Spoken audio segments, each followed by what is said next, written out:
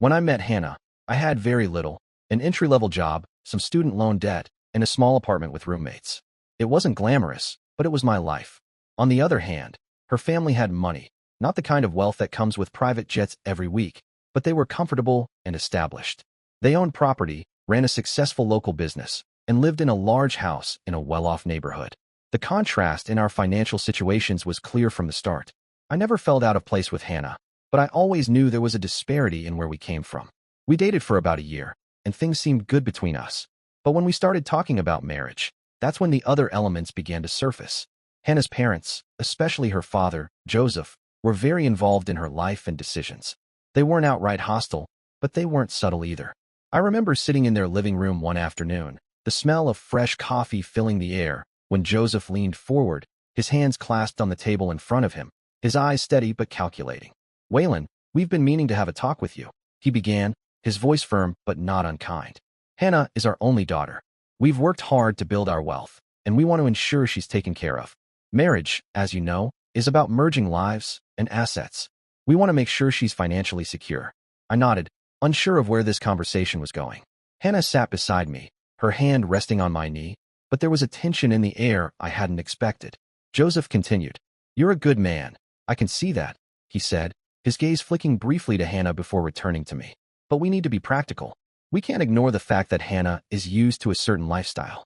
She's had security, and that's something we've worked very hard to maintain."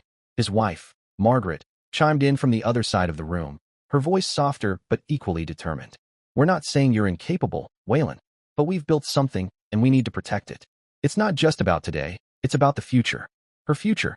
There was a weight to their words that I couldn't shake off, a subtle pressure that started to settle in my chest. I'd always been honest with Hannah about where I stood financially, but hearing it from her parents, directly, it felt different. "What are you suggesting?" I asked, trying to keep my voice steady. I glanced at Hannah, but she looked down, her fingers fidgeting nervously with the hem of her sleeve. Joseph leaned back in his chair, taking a deep breath. "We think a prenuptial agreement is the best way to proceed.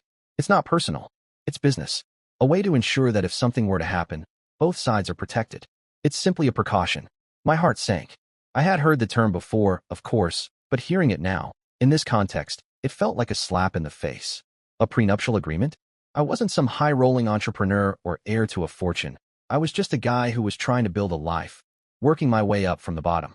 Hannah's hand tightened on mine, her thumb running over my knuckles, but she didn't speak.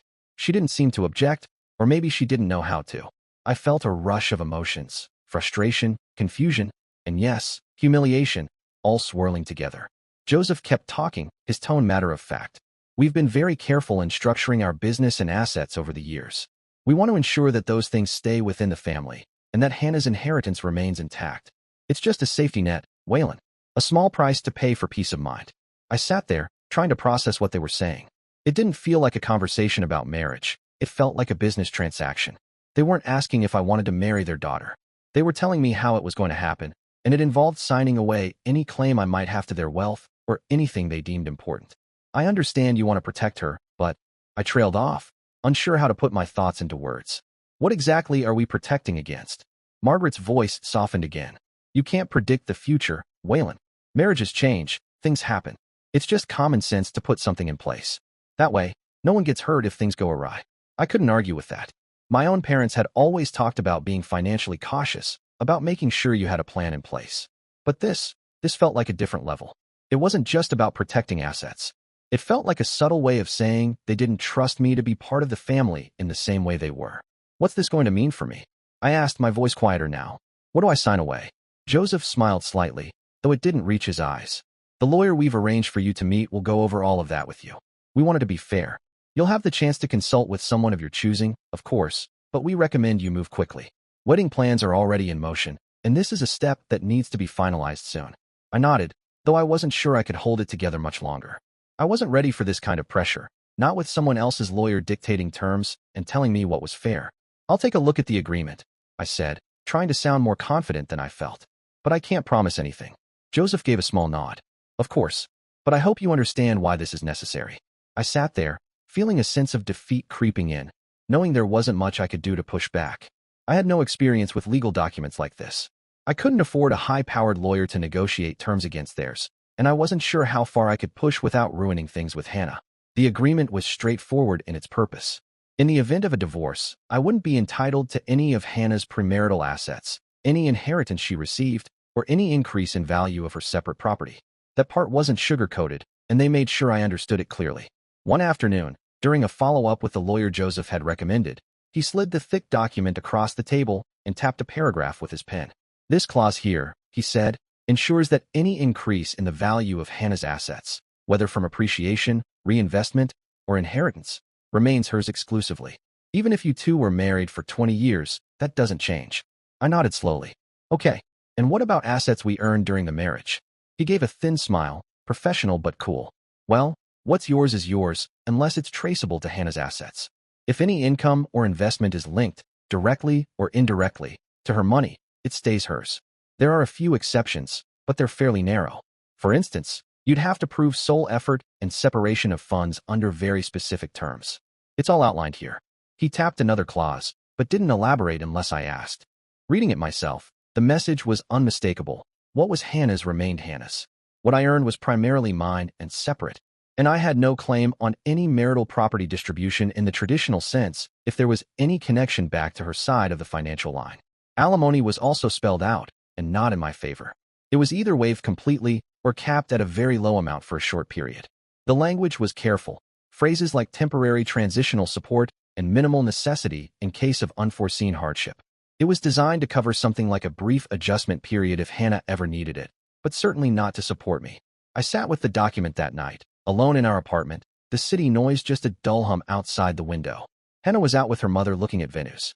I stared at the legal jargon and underlined sections, knowing what it all meant. My financial position at the time? I had no assets to protect, nothing to bring to the table that needed shielding. The idea of accumulating significant wealth? That felt like some distant reality, something that might happen someday, if I got lucky, if I worked hard, if everything aligned. But in that moment, I had nothing, and that meant I had no leverage. The pressure to sign was immense. The wedding plans were already moving forward, deposits made, dates chosen, family members invited. Hannah, when I raised my concerns, gave me a tired smile, her fingers brushing my arm. "I know it sucks, Waylon," she said gently, "but it's not about us. It's about them feeling safe. This is how they operate. It doesn't mean I don't love you." I wanted to believe her.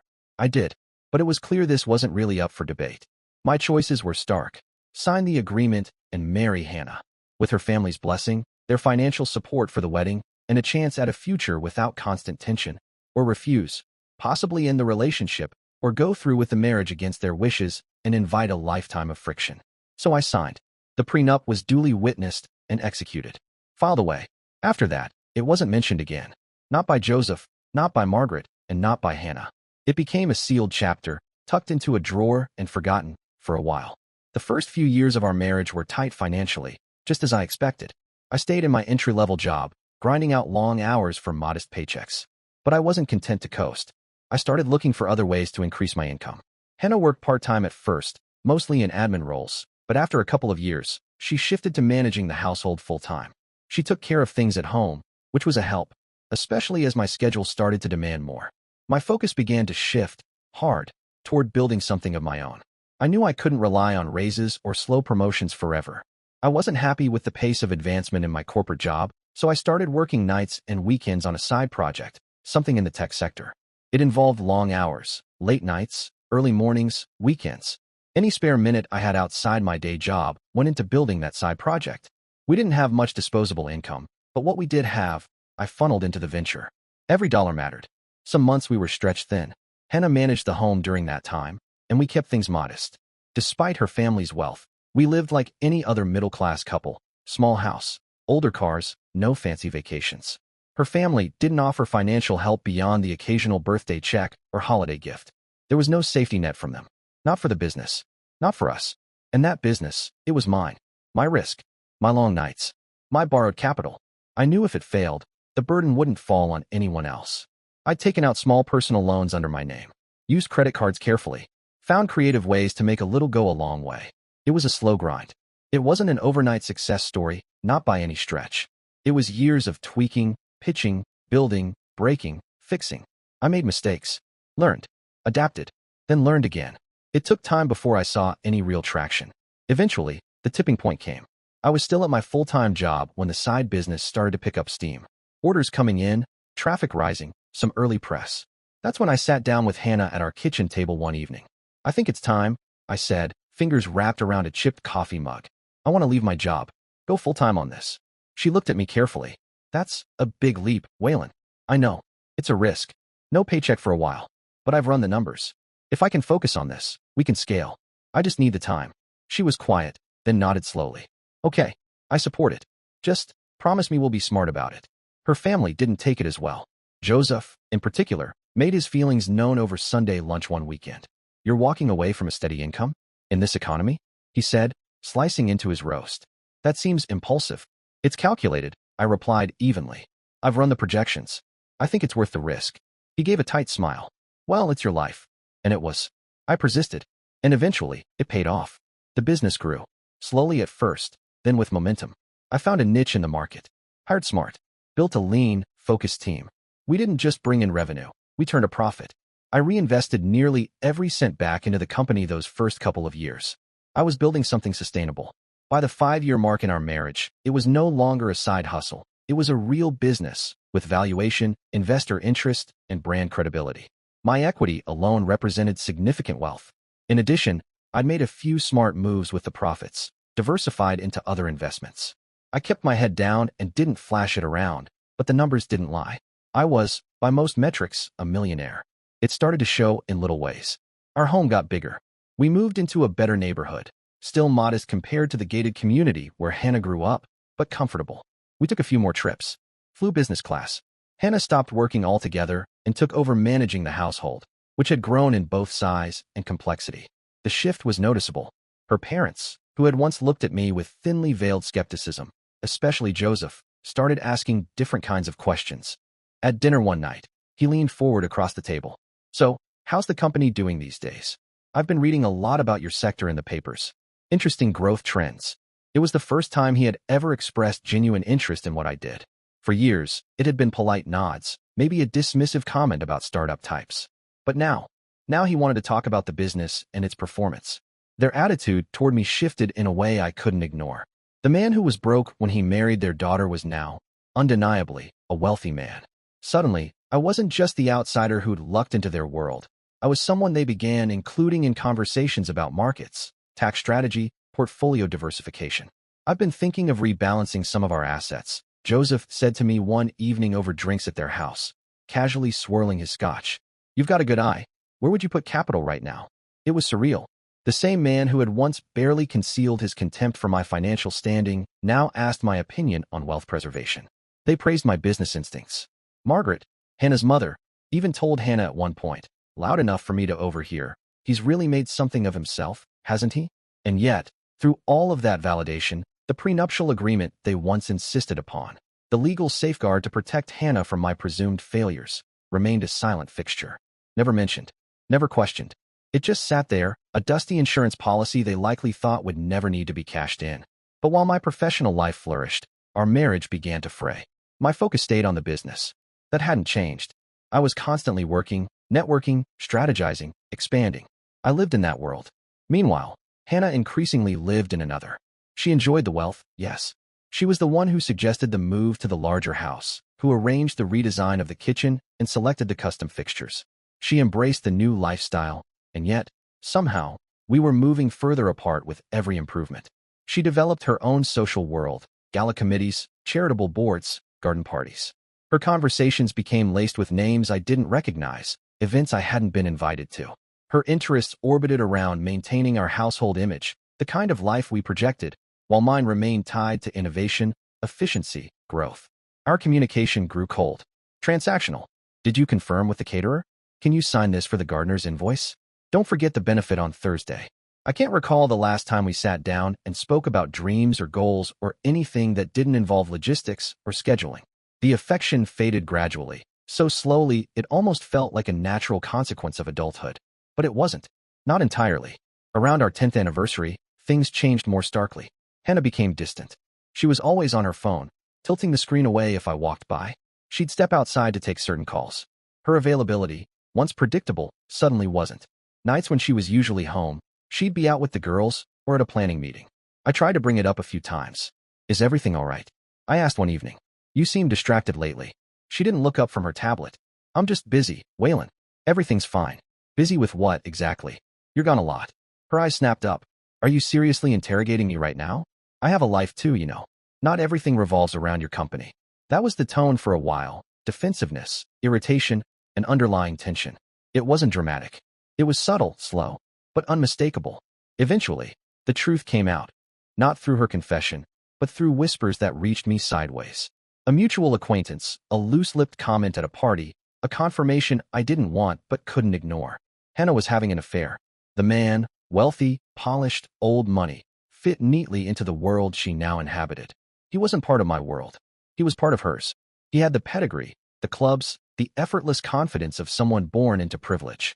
And apparently, the affair had been going on for quite some time. When I confronted her, she didn't deny it. It's not what you think, she said, as if that made a difference. What is it then?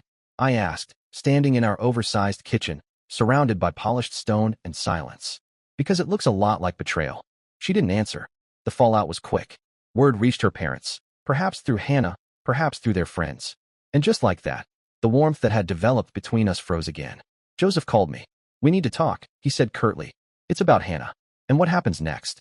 It wasn't about regret or reconciliation. It was about money. Their focus snapped back to protecting their daughter's financial interests. Not from poverty, but from me. The same man they'd once feared couldn't provide was now someone they feared might take too much. The prenup, once a precautionary tool, was now the centerpiece of every whispered strategy, every discussion they had about Hannah's future. They were preparing for what they now saw as inevitable, the context of a likely divorce. The man Hannah had become involved with, from what I was able to gather, wasn't exactly a viable future partner. He was married. His primary residence was in another state. This wasn't some romantic entanglement destined to evolve into a second marriage. It was an affair, plain and simple, and it had clear limits. That reality likely contributed to her family's growing alarm. If my marriage to Hannah ended, she wasn't stepping into a new life of stability. She'd be left exposed. Their response was anything but subtle. Hannah's father, Joseph, called me directly. We need to talk, he said, his tone clipped. It's urgent. About the family's well-being. I knew what that meant. I agreed to meet with him and Margaret at their house. It was an old colonial, immaculately maintained, with a formality that mirrored the people who lived in it. The mood when I arrived was brittle. We sat in the sitting room, a place I'd once avoided because I always felt like I didn't belong there. Hannah was there too, quiet in the corner, arms crossed, eyes fixed on the middle distance. Joseph began with a kind of forced diplomacy. We're aware things between you and Hannah haven't been ideal lately, he said, leaning forward in his chair, fingers laced. We know about the man she's been seeing. Margaret glanced away as he said it, but neither of them seemed particularly interested in dwelling on the details of the affair. Our concern, Joseph continued, is for both of you, but especially for Hannah. I nodded once. I see. He cleared his throat and shifted his tone, more direct now. When we insisted on the prenuptial agreement years ago, it was because we didn't know what your future held. You were ambitious, yes, but not established. Hannah was giving up a certain level of security by marrying you. We were protecting her. I said nothing. Let him keep talking. But now, he said, spreading his hands, the situation is reversed. You've built something significant. You're no longer the man who needed that document to prove his intentions. He paused there, watching me, like he expected some kind of agreement. I kept my expression neutral. The original premise of that prenup, he went on, was based on inequality. That no longer exists. In fact, you far surpassed any expectations we could have had, which is why we think it's time to reevaluate. Reevaluate? I asked. Joseph leaned back slightly, measured. We're proposing that you and Hannah mutually agree to terminate the prenuptial agreement. Tear it up, so to speak. Replace it, if you want, with something more equitable. Or just let the standard state divorce process handle the division of assets. Margaret finally spoke then, softly. It's about fairness, Waylon. You've done well, and Hannah has supported you. She ran the house, maintained your lives while you focused on the business. I looked at Hannah. She didn't meet my eyes. I see, I said. So now that there's something to take, the prenup is unfair. Joseph bristled, but kept his tone even. We're asking you to consider what's right. She's been your wife for over a decade. This isn't about punishing anyone. It's about acknowledging what's changed. I didn't respond right away. My hands were folded in my lap. I could feel my pulse in my thumbs. There was no mention of the affair, no acknowledgement that her choices might have changed the moral equation. The focus was singular. my wealth, and how much of it Hannah was now entitled to. Hannah sat silently through the exchange. No defense, no apology, no anger, just a quiet presence, detached from the discussion about her future. She didn't say much. Hannah mostly let her parents speak for her during the meeting. When she was prompted, she finally said, "I just think the agreement doesn't reflect where we are now. It made sense then, but everything's changed." She didn't express any remorse about the affair. No apology, no regret, no real concern for the state of our marriage. Her focus was singular and calculated. She believed she was entitled to a portion of the assets I had built over the years. That was the word she used, entitled. It was clear what this was. She wanted out. Maybe not to run off with the man she'd been seeing, though I suspected that was the underlying motivation, but certainly to be free to pursue that relationship or whatever came next, and to take a substantial financial settlement with her. That was their plan. I listened to everything they had to say. I let them make their arguments, uninterrupted. When they finally finished, I kept my voice calm. "I understand your position," I said, "but let me be equally clear about mine." I looked directly at Joseph and then at Margaret, then finally at Hannah, who still couldn't bring herself to meet my eyes. The prenuptial agreement is a legally binding contract. It was drafted by attorneys, reviewed by independent counsel, yours as well as mine, and signed by both Hannah and me with full knowledge of its terms and implications. At the time, it was made crystal clear what the agreement covered, including assets acquired in the future. Joseph opened his mouth to interject, but I held up a hand. "You insisted on that agreement," I continued. "You pushed for it. You wanted to protect Hannah from marrying someone who didn't have money, from any claim I might ever have on your wealth or her premarital assets. That's what the agreement was for." I leaned forward slightly, meeting Joseph's eyes. And the irony here is that the very scenario it was designed to cover, one party becoming significantly more successful during the marriage, has happened. The agreement was written with that in mind. It wasn't nullified by my success. It was built for it. No one spoke. "I upheld my end of the marriage," I said. "I worked. I built something. I provided. And I did it without touching a cent of Hannah's premarital assets or relying on anything from your family. I've honored the terms of our marriage, and I expect the legal agreement we signed to be honored as well." I turned slightly to address all three of them. "I will not agree to tear up the prenup. I will not sign a new one. I will not entertain a settlement outside of its terms. Any divorce will proceed under the existing prenuptial agreement, in full force and effect." For a moment, the room was still. Then I saw the shift, the disbelief on Hannah's face, the sharp tension in Joseph's jaw. They hadn't expected this. They thought I'd cave, that I'd feel guilt, or obligation, or fear, that I'd roll over to avoid a fight. Maybe they thought some old-fashioned notion of chivalry would compel me to be fair now that there was money on the table. Joseph's tone changed. His voice grew colder. "You realize this won't be easy," he said. "We'll contest it. In court. That means legal fees. Time. Public records. Do you want your business dragged into something messy like that? Do you want your name out there?" I didn't flinch. "I've already retained legal counsel," I said. "An attorney who specializes in defending prenuptial agreements. I'm prepared for exactly that." Joseph narrowed his eyes. "You think you'll win?" I stood up. "I know I will," I said. "I know the agreement is enforceable, and I'm ready to defend it." I turned toward the door, then looked back at them all, Joseph, Margaret, and Hannah. "This meeting," I said, "is over." And I left their house. Following that meeting at her parents' house, everything went downhill fast. Hannah initiated divorce proceedings almost immediately. I wasn't surprised, not after what I'd heard. But what did surprise me was the aggressive posture her legal team took from the start. Her lawyer, no doubt handpicked and funded by her parents, made their intentions clear early. They were going to challenge the validity of the prenuptial agreement. They didn't even pretend otherwise. The arguments they raised were predictable, echoes of her father's thinly veiled threats during our last meeting. According to them, the agreement was now unconscionable because of how drastically my financial situation had changed.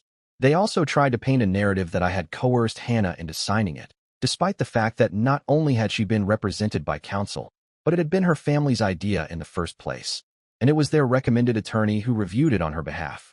It was a difficult claim to swallow, even in the abstract. Still, they pushed forward with it. Their position, absurdly, was that the prenup should be dismissed entirely, that Hannah was now entitled to significant alimony and a substantial cut of my assets, as if the agreement had never existed. My legal team was ready. I had chosen them carefully, anticipating exactly this kind of escalation. We filed our response, and we didn't flinch. From the very first reply, we asserted the absolute validity of the prenuptial agreement. We submitted everything. The original signed contract, proof that Hannah had independent legal counsel, financial disclosures from the time of signing, and even emails and statements from her parents, her own parents, indicating that it was they who had insisted on the agreement in the first place. We made our position clear. The change in my financial situation wasn't some unforeseen development that invalidated the prenup. It was exactly the sort of situation the agreement had been crafted to address. The entire point of a prenuptial contract is to allocate expectations and risks when it comes to future earnings, future assets, and how those would, or would not, be shared in the event of divorce. We emphasized that Hannah had entered into the agreement fully informed and voluntarily. There had been no deception, no hidden clauses, no rushed signature. Everything had been disclosed, reviewed, and signed with the full understanding of what it meant. As for the divorce itself, we included just enough factual detail to present context, nothing vindictive, nothing salacious. But we did note that the breakdown of the marriage occurred amidst her affair, and that it happened at the precise time she was maneuvering for a financial position contrary to the very contract she had agreed to. We didn't bring up fault in the traditional sense. Depending on the state, that doesn't always carry weight in court. But the timing and circumstances mattered in illustrating intent. What followed was a slow grind. Months of legal filings, motions, and court-mandated mediation attempts that went nowhere. Hannah sighed, still under her parents' influence, flatly refused to acknowledge the binding nature of the prenup. It was infuriating, but I kept my composure and let my lawyers do their work. And they did. Methodically, ruthlessly even. They dismantled every claim Hannah's team put forward. They demonstrated that she had independent legal counsel at the time of signing, that both our financial situations had been accurately disclosed, that the contract explicitly outlined how future assets would be treated, and that Hannah had not contributed financially or professionally to the assets I had built during the marriage. Their claim that the agreement was unconscionable due to a change in circumstances? Legally, it was a stretch. Courts rarely throw out prenups just because one person became wealthy, especially when that wealth was earned independently. The legal standard for unconscionability is extremely high. It generally applies only when the agreement is so lopsided that it leaves one party destitute or unable to meet basic living needs. And that was not the case here. Given Hannah's family's resources and how long they were willing to drag things out, it wasn't surprising when the court eventually scheduled formal hearings specifically to address the validity of the prenuptial agreement. This would be settled as a preliminary matter before any discussions of alimony or asset division could even begin. In many ways, this was the fight. If the prenup held, everything else fell into place. If it didn't, then everything I had built would be up for grabs. As the hearings unfolded, it quickly became clear that Hannah's case was thin. Her team leaned hard on emotional rhetoric and vague accusations of coercion and unfairness, but these just didn't hold up under scrutiny. Her own past statements came back to bite them, especially emails and texts between her and her parents from years ago. They made it clear the prenuptial agreement had been their idea, and she had been fully on board. In one email, her father had written, "It's just smart to protect yourself. Waylon will understand. It's just business." Another, from Hannah to her mother, read, "Dad says the lawyer he knows is good and fast. I'll get it signed before we pick a venue." So much for coercion. My legal team presented everything cleanly and without drama. They walked the court through the timeline, how the agreement was proposed, how both of us had legal counsel or the opportunity to retain it, how we had made full disclosures of our financial situations at the time, and how the contract explicitly addressed future assets. It was clear, organized, and deeply persuasive. And when it became obvious to Hannah's team that they were headed for a loss, they started to shift tactics. Not a full retreat. No offer to settle according to the prenup, but suddenly they were talking about fairness and narrow exceptions. It was a soft pivot, a backup plan. But my lawyers saw through it. "Stay firm," my lead attorney told me. "The prenup is your shield. It's already done its job. Don't let them convince you to give that up now." And he was right. When the judge finally ruled, the decision was not only in my favor, it was unequivocal. The court found the prenuptial agreement was validly executed. Both parties had the opportunity for legal representation. There had been full and fair disclosure of assets at the time it was signed. And most importantly, the judge ruled that the terms were not unconscionable when the agreement was made. One line from the ruling stood out to me, something I'd remember for a long time. The judge stated, "The subsequent accumulation of wealth by one party, particularly when explicitly contemplated by the agreement's provisions regarding future assets, does not render the agreement unconscionable or invalid." That sentence shut the door on any further challenge. The agreement stood. Years later, that contract, crafted in the uncomfortable shadow of Hannah's parents' influence, was upheld in its entirety. With that ruling, The rest of the divorce followed the structure the prenup had already laid out. Hannah had waived any claim to the wealth I would go on to earn. She had waived rights to long-term alimony. Her legal team kept trying to argue for exceptions, something, anything, to soften the blow, but the agreement didn't leave much room. In the end, the divorce decree gave her only what the prenup allowed: her premarital assets, which were modest, personal property she had brought into the marriage or acquired using her own separate funds, and a small, time-limited sum in transitional alimony, also defined by the contract. It was far, far less than she or her parents had sought. She received nothing from my business, none of my investments, none of the value I had created during the marriage. The wealth I had built remained mine, protected by the very document her family had forced upon me. The court's ruling had consequences far beyond just the legal victory. It shaped everything that came after, not just for me, but especially for Hannah. For years, she had been a stay-at-home wife. That had been a mutual decision early in our marriage, one we never revisited seriously. I was building the business, and she took on more of the household responsibilities. But as my financial position grew, drastically so, she didn't develop a career of her own or cultivate any independent income streams. She had grown used to a lifestyle funded entirely by my earnings: the trips, the restaurants, the personal trainer, the car, the house. It all came from my work, my company, my risk. And when the prenup was upheld, all of that came to an abrupt end for her. The assets she left with were minimal.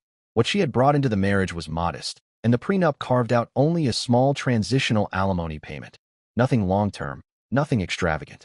She had no claim to the wealth I had amassed while she lived in comfort, because the document her family insisted I sign had explicitly protected future assets. Around the same time the divorce was wrapping up, maybe even just after, the affair that had sparked this entire unraveling also came to its own quiet end. From what I heard through a few mutual acquaintances, the man she had been involved with was never planning to leave his own marriage. He had strung her along, sure, but when it came time for her to be single and available, the reality didn't appeal to him. Especially not once it became clear she wasn't walking away from our marriage with a windfall. She thought he'd be her next chapter, one friend told me over coffee. But he ghosted her the moment the money didn't come. In the end, she lost both: the man she had risked everything for, and the financial safety net she thought she'd be entitled to. She didn't have substantial assets. She had no job. The house she'd been living in was mine and remained mine. And the life she had known, brunches with socialites, weekend shopping sprees, the quiet ease of wealth, that was gone. Her parents, of course, were still wealthy. Their assets were untouched by all of this. And from everything I was told, they did what they could.